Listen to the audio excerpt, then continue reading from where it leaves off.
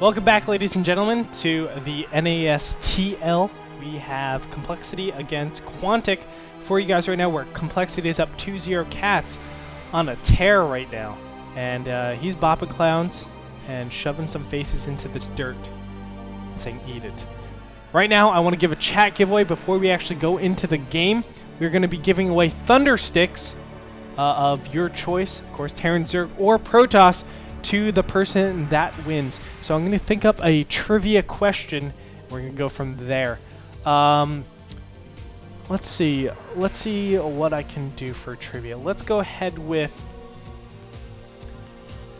who was the original Hero Siege tank in StarCraft 1 campaign? Who was the original Hero Siege tank in StarCraft 1 campaign? Just looking at chat.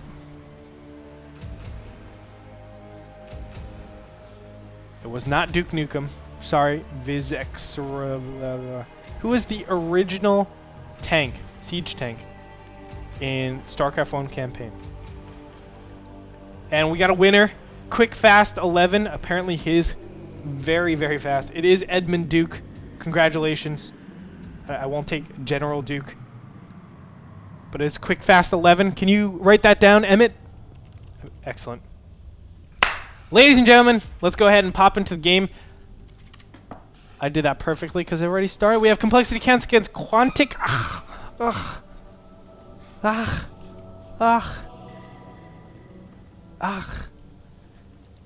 And this will be on One Must Fall. Okay, here. Just trying to make a pun with that. Never mind. Top left-hand corner, we have the yellow Zerg. That is Complexity CatZ. Bottom right-hand corner, we have Quantic.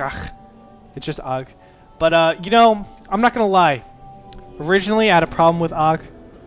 He BM'd me on chat, and then I meet him in person. And I realized the guy's just like me. He's a super manor bear. He just likes to troll a little bit online. And obviously, we hugged it out. And every time now, me and AGH, we just hug it out. He's a great guy. Really, really super nice. And that being said, if there is an NASL, IPL, MLG, Home Story Cup, anything where this guy is at, or Complexity CatZ is out, please go check them out. They're like super, super banner bears. And not only that, they are excellent StarCraft players. Booyah! Headshot. AGH going to just, no clue. Pile in the front. Easy. Easy. Now, I did edit this map as well. One Must Fall before had stuff. Oh my god. I was about to say, One Must Fall before had to go, like, 6 buildings across. Now it's 3. And CatZ, you son of a bee. Now, I would expect him to actually cancel this and make it an evolution chamber. But I like what he's doing. He's actually just waiting as long as possible.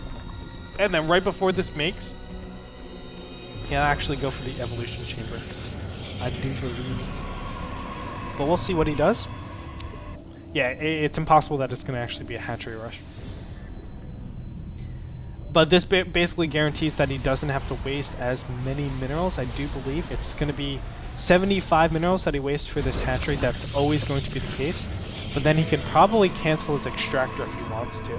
Also, he can utilize this particular drone as a pretty useful scout. There's a lot of options for CatZ with this hatchery. But of course, Og is going to go ahead and block his opponent as well. There's no way he can actually... No. No.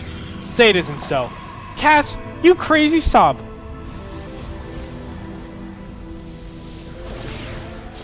Pew, pew, pew, pew, pew. Can't believe he finished this.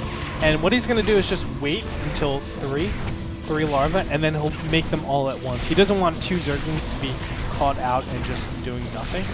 But still, I don't know if this was correct to actually keep the hatchery. Maybe he's not even going to utilize this, knowing that, okay.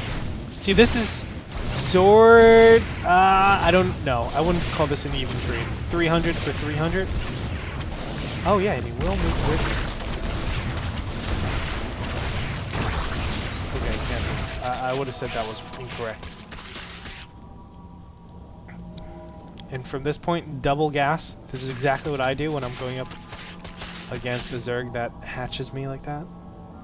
And keep in mind that CatZ knows exactly what's going on. He knows it's double gas. He knows the cybernetics core is out. And what I like about AGH is that he's actually getting zealots at this point. I think that's the correct decision. And what he should do is start to pressure up a little bit, force as many larvae out of this this particular hatchery to Zerglings. Because think, you've delayed the hatcheries for so long, the larvae that you commit to Zerglings is a much bigger proportion if he didn't have, like, you know, well, if he did have the hatcheries out. So pressuring up like this with zealots, because the gateways are independent of your actual pro production, this is going to be a great advantage for AGH. We're going to see these harvesters be very, very similar for quite a long time right now, just because CatZ has to defend against this incoming pressure. And oh my goodness, CatZ doesn't have any Zerglings on Q. He might be in a ton of trouble right now. He might actually lose this. Ole guacamole. And you know what? I've analyzed a lot of games. Losing hatcheries is not good.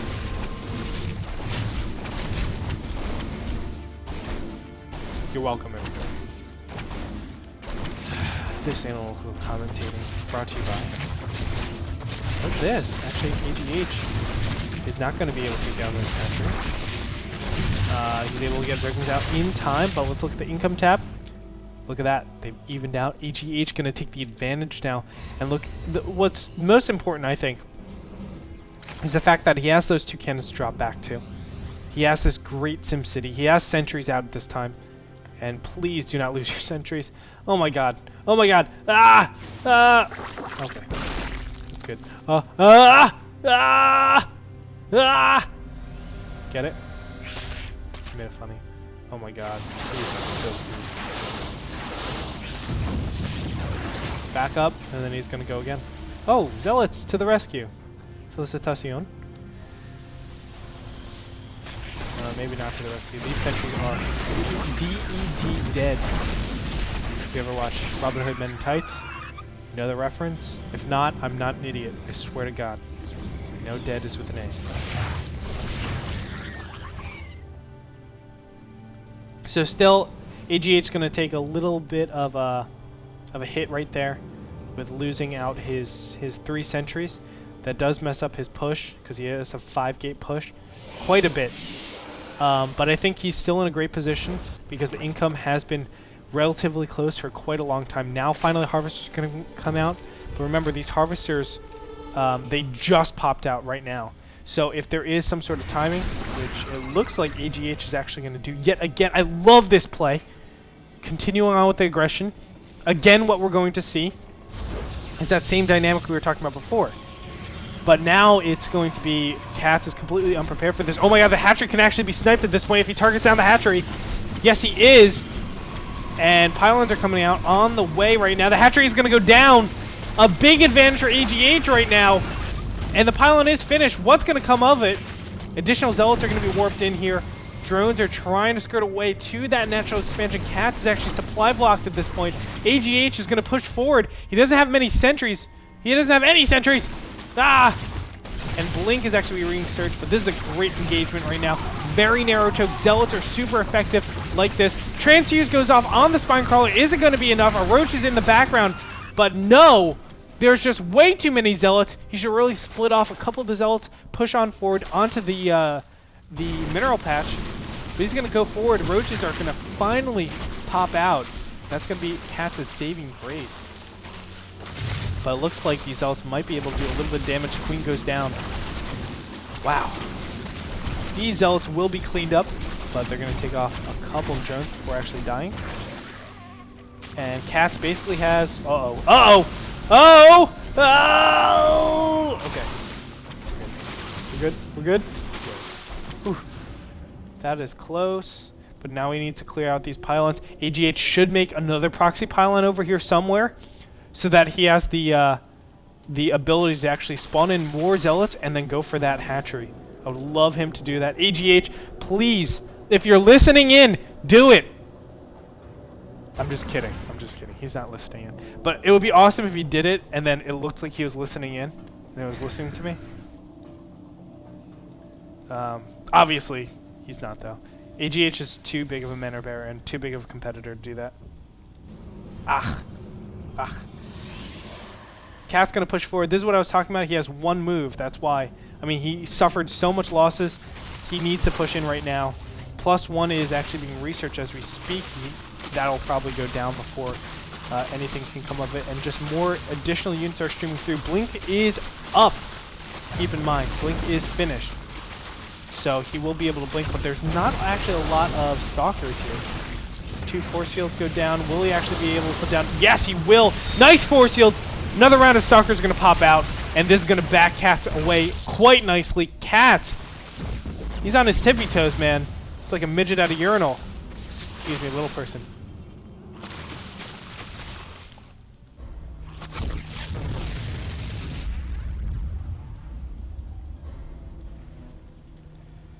And right now, I think CatZ is super, super far behind.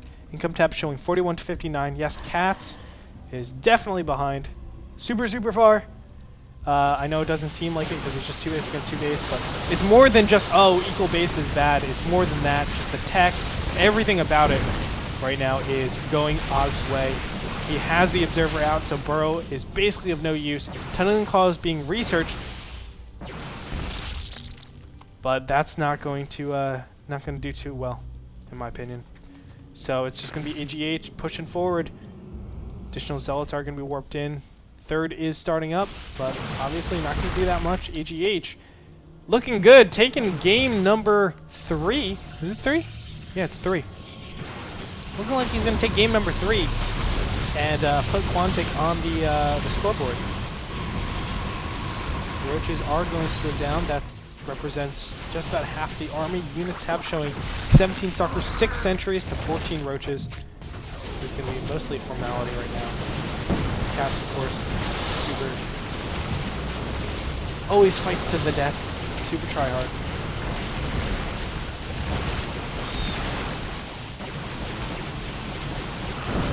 Just burrowing. But this is just way too much, especially with that immortal right now. CatZ gonna go down finally, and I will have a co-commentator. Congratulations to AGH and Quantic. A very nice game. And, you know, it all came down to that opening. I feel like the Finnish hatchery and not getting those Zerglings preparing for those Zealots, obviously AGH just punished CatZ for being a little bit too greedy. I understand where CatZ was coming from. He was saying, like, okay, my opponent is probably going some sort of tech. Because think, you see the Cybernetics Core, you see the double, what's it called?